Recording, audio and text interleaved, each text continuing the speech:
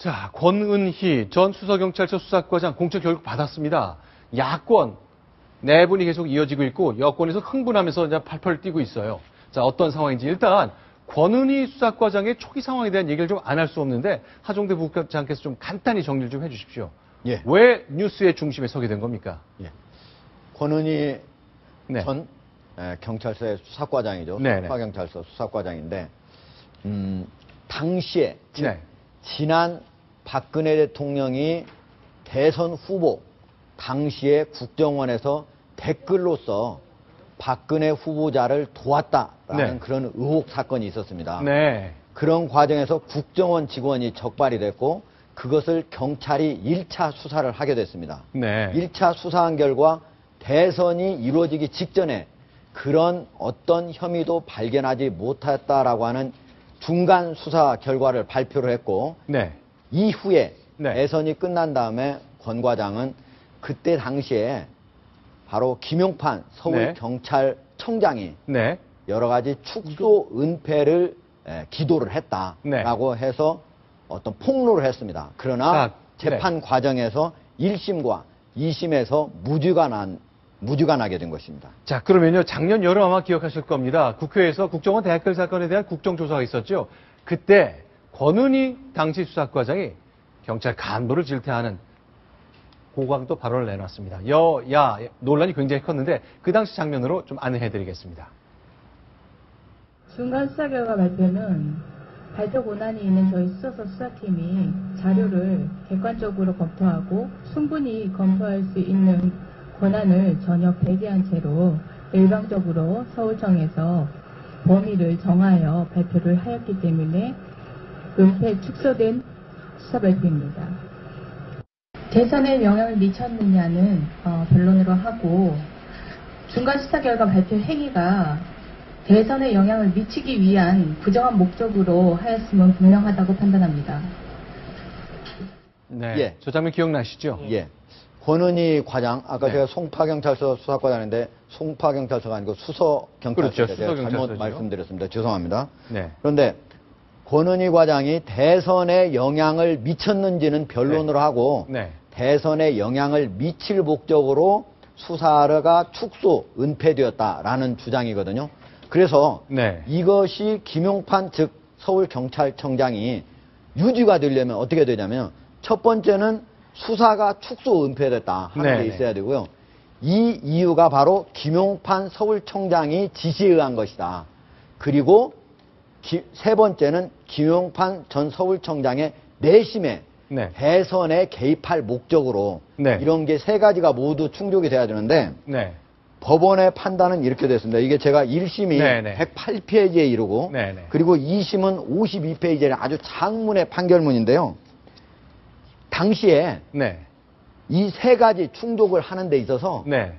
여러 가지 피고인이 그거를 그렇게 어떤 내심의 네. 의도를 가지고 네. 축소 은폐를 지시했다라고 볼 만한 재판관이 즉 판사가 그거를 확신에 이르게 할 만한 그런 증거가 발견되지 않았다 해서 무죄를 냈습니다. 자, 그러니까요.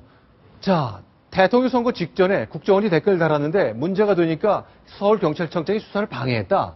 이런 주장을 하고 경찰 간부를 향해 국정조사에서 큰 소리를 높였는데 무죄 났거든요. 자, 그 이후의 상황은 어땠습니까? 뭐 경찰 승진서도 누락되고 여러 가지 뭐 상심한 상황이 많았죠. 예, 결과적으로 사퇴를 할 수밖에 없는 상황이 된 거죠. 네. 그러니까 김용판 전 서울경찰청장이 수사의 외압 그리고 수사 축소를 지시했다고 했는데 이 주장이 법원에서 받아들여지지 않았다는 것은 네. 이 조직에서 더 이상 있을 수가 없게 된다. 이런 네. 말로 해석이 되는 겁니다. 자, 그래서 올 초에 승진에서 누락이 됐고요. 그러다가 6월 20일 날 경찰을 떠나게 되네요. 예. 다만 이제 네. 그때 당시에 수사가 그러면 경찰 수사가 제대로 됐느냐? 네. 경찰이 1차 수사를 하고 검찰이 2차 수사를 하지 않습니까? 그러나 경찰의 결론은 댓글 관련해서 전혀 그런 댓글이 발견되지 않았다라고 했지만 검찰에서는 엄청나게 많은 댓글이 발견이 되게 되고 그리고 김용판 서울청장은 결국은 네. 기소가 되게 됩니다. 네. 자, 그런데 이제 일단 6월 20일 날 경찰을 떠난 권은희 전 수사과장. 자, 나 정치 관심 없습니다. 미뤘던 공부 계속할 겁니다. 그러면서 변호사 생활할 겁니다라고 말했습니다만 한 달도 채 되지 않아서 생각을 좀 바꿨네요. 자, 오늘 출마의 선언의 즈음에서 라디오 인터뷰를 좀 했습니다. 그때 어떤 말씀을 해놨는지 한번 들어보겠습니다. 사회적 책임감에 대한 인식 이런 부분들이 쭉 부담감처럼 마음에 남아 있다가 결정적으로는 그래 내가 사회적 책임감에 따라서 선택을 해야 되겠다라고 결정을 했습니다. 많은 분들이 그 당시의 상황을 잘 지켜보셨기 때문에 훼손에 대한 우려를 하시지만 결국은 진실이 그러한 진정성을 더 확고히 해줄 거라고 생각한다는 뜻입니다. 그러면요, 문제는 여당, 새누리당 펄펄 뛰는 건 충분히 이해가 됩니다만 새정치민주연합 내부에서도 찬반 기류가 분명히 갈린다면서요. 그렇습니다. 그러니까 지난달 말만 해도 권 전 과장은 정치할 생각이 없다 이렇게 얘기를 했는데요. 바로 이때 광산을에 출마를 했던 기동민 전 서울시 부시장을 끌어올렸고 그리고 또 천정배 전 의원은 안 된다라는 분위기가 지도부였거든요. 네. 근데 어제서야 전략공천한 거. 그러니까 어떻게 보면 새정치민주연합 내에서는 일찌감치 권은희 전 과장을 심기 위해서 교통정리를 한 게 아니냐. 아하. 네, 이런 추론이 가능하고요. 네. 또 권 전 수사과장을 전략공천했다는 것 자체가 네. 대선 이전으로 상황을 되돌리면서 이 수도권 5곳의 그 보궐선거, 재보궐선거에 대단히 심각한 악영향을 줄 수 있다. 네. 이런 우려입니다. 자, 일단 지금 저 화면에 보이는 컴퓨터 그래픽은요. 일단 반대하는 분들의 얘기인데 좀 정리를 좀 해주십시오. 네. 민주당은 국정원 정치 개입을 막자는 뜻에서 싸웠다. 그 상징이 권은희였다. 그가 사직 한 달도 안 돼서 출마한다면 당과 그 대의가 훼손된다. 또 문희상 비대위원장은 그를 광주의 딸로 불렀다. 광주 여론 달래기 위해서 그를 내보내는 것은 옳지 않다. 그러니까 어떤 용기 있는 네.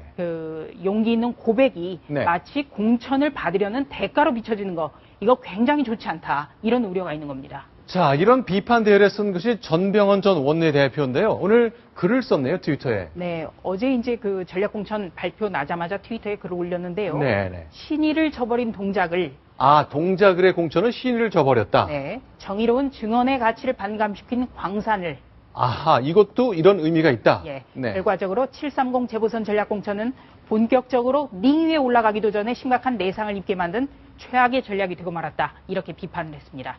아하, 전병헌 전 원내대표는 현 체제에서 불과 얼마 전까지 김한길 대표와 원내대표로서 호흡을 맞췄는데 굉장히 비판적이네요. 네.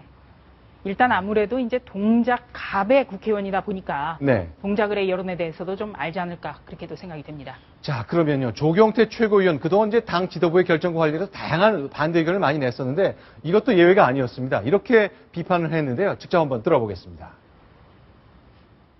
보궐선거와 관련된 공천 자분들이 행여나 이번 그 결과에 재보선 결과에 악영향을 끼친다면은 그 부분에 대해서 두 대표께서는 응당한 책임론에서 벗어나지 못할 것이다. 네.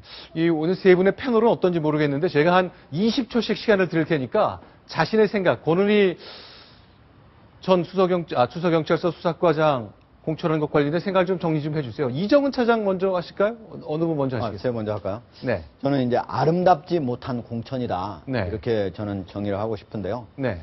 권은희 과장 같은 경우에 네. 그 폭로로 인해서 참여연대로부터 올해의 의인상까지 탄 분이거든요. 네. 그런데 지금 이제 와서 새정치민주연합의 공천을 받고 보니까 결국은 야당의 어떤 지원, 네. 아주 나쁘게 말하면 야당의 배후 조종을 받고 폭로를 한 거 아닌가. 네. 그렇게까지 의심을 받을 수 있고 네. 좀 작게 얘기한다면은 나중에 정치를 하려고 야당에서 정치를 하려고 혹시 폭로를 아닌가 이런 의심을 받게 됐다. 그런 네. 측면에서 좀 아름답지 못한 공천이다 이렇게 생각하고요. 다만 이것이 하나만 좀 추가를 하자면은 김용판 전 서울청장이 무죄를 받았지 않습니까? 그렇죠. 그러나 이것이 경찰의 당시 수사가 제대로 됐다. 이거를 입증하는 건 아닙니다. 그렇죠. 당시의 수사를 완전히 검찰에서 뒤집고 네. 지금 관련자들의 국정원 관련 직원들이 모두 기소가 됐거든요. 네. 그렇기 때문에 권은희 바로 과장의 폭로는 그것이 김용판 청장이 네. 고의적으로 대선에 개입하기 위해서 그렇게 한 거냐. 네. 그 부분이 바로 무지가 났다 이런 얘기입니다. 알겠습니다. 자, 조수진 차장 생각은 어떠세요? 네, 야당의 목표는 항상 정권 교체가 돼야 되는데요. 네. 그런 의미에서 이번 공천은 큰 그림을 보지 못하는 근시안적 공천이 됐다. 이렇게 평가할 수 있겠습니다. 왜 그런 건가요? 네, 야당 계속 김한길, 안철수 공동대표 뭐라고 했습니까? 변화하겠다. 네. 발목 잡는 네. 경쟁으로만 몰고 가는 야당이 되지 않겠다라고 했는데요. 네. 그것과 동떨어진 공천이 되겠습니다. 네, 이정은 차장 어떠세요? 저는 국회의원이 뭔가 누가 국회의원을 해야 되나 생각을 해봤습니다. 네. 아직 자질 검증 안 됐고요. 네. 1, 2심에서도 진술 일관성 없다고 안 받아들여진 상태인데 네. 그냥 반짝 인지도 떴다고 해서 국회의원 공천을 한다? 그럼 도대체 국회의원은 누가 하는가 그런 생각을 해봤습니다. 저는 개인적으로 반대입니다. 자, 그런데 이렇게 이제 우리 세 분의 패널은 대체로 비판적인 얘기를 해주셨습니다만 새정치민주연합 내에서는 이제 반론도 굉장히 많습니다.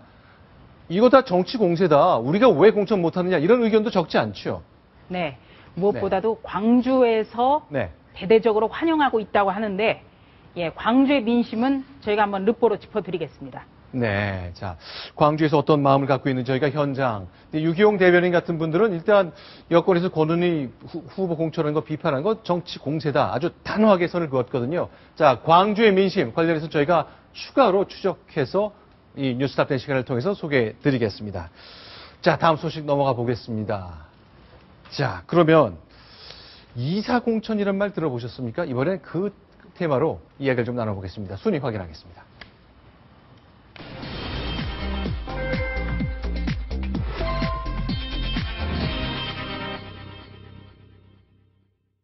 너무 공천이 늦게 되니까요. 별의별 일이 다 생깁니다. 후보가 이사를 미처 못 갔기 때문에 자기가 출마한 선거에 투표를 못하는 상황. 이거 상상하실 수 있겠습니까? 저희가 리포트로 정리를 해봤는데 정반대 경우도 있습니다. 황형준 기자가 이런 상황 정리해봤습니다. 새정치민주연합 손학규 상임고문은 그제 부랴부랴 수원 팔달구에 있는 아파트로 주소를 옮겼습니다. 김한길 대표로부터 직접 수원병 선거구 공천을 통보받은 직후입니다. 재보선에 출마하는 후보자가 투표권을 행사하려면 선거인 명부 작성 기준일인 선거일 전 22일까지 주소지를 옮겨야 합니다. 출마 지역에서 선거 당일 배우자와 함께 투표하는 모습을 보여주려면 주소지 이전이 필요하다는 겁니다. 간신히 막차를 탄 후보도 있지만 지각 공천을 받은 후보들은 투표가 불가능해졌습니다. 광주 광산을 새정치연합 공천을 받은 권은희 전 수서경찰서 과장도 주소지를 옮기지 못했고 뒤늦게 서울 동작을 출마가 확정된 나경원 전 의원도 자신에게 투표할 수 없게 됐습니다. 지방선거에서는 선거일 현재 지속해서 60 이상 당의 지방자치단체 가할구역이 주민등록이 되어 있어야 하지만 국회의원 선거에서는 거주지 제한이 없습니다. 반면 공천이 확정되기 전 사전선거운동과 선점효과 등을 위해 미리 이사를 했다가 탈락한 예비 후보들은 쓴웃음을 짓게 됐습니다. 채널A 뉴스 황영준입니다.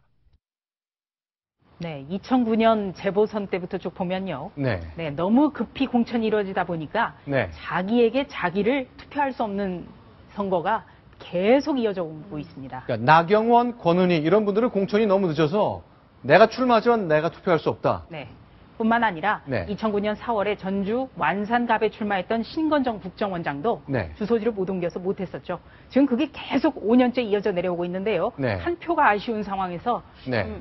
안타까운 일입니다. 자, 그런데 정반대로요. 금태섭 전 대변인이나 이런 분들은 내가 이제 미리미리 이사까지 했지만 공천을 못 받아서 좀 아쉽게 된 경우네요. 네.